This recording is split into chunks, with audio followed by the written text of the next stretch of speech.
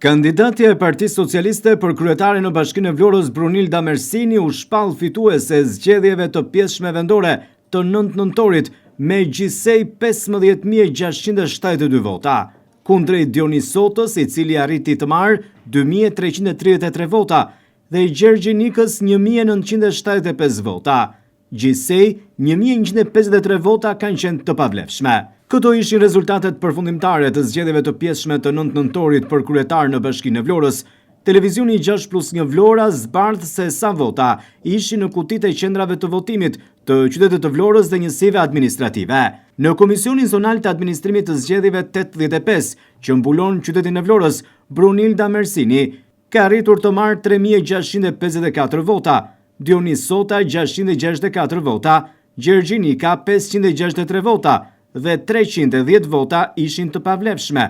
Gjithsej në Komisionin Zonal të Administrimit të Zgjedhjeve 85 ishin 481 vota në kutitë e votimit. Në Komisionin Zonal të Administrimit të Zgjedhjeve 87, edhe ky komision që mbulon qytetin e Vlorës, Brunilda Mersini ka arritur të grumbullojë 4.499 vota, Dionis Sota 701 vota, Gjergji Nika 683 vota, të pavlefshme ishin 396 vota.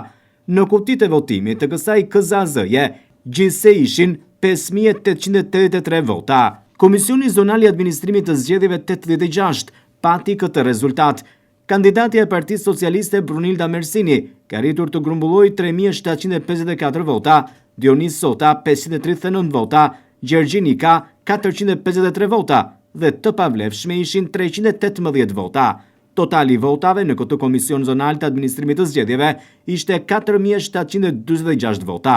Ndërsa rezultati përfundimtar në Komisionin Zonal të Administrimit të Zgjedhjeve 84, që mbulon njësitë administrative të Bashkisë së Vlorës, ishte Brunilda Mersini 3.765 vota, Dionis Sota 426 vota, Gjergji Nika 276 vota dhe të pavlefshme ishin 129 vota. Kështu, në të 4 Komisionet Zonale të Administrimit të Zgjedhjeve, të binte në sy numri votave të pavlefshme, që gjithsej ishte 1.153.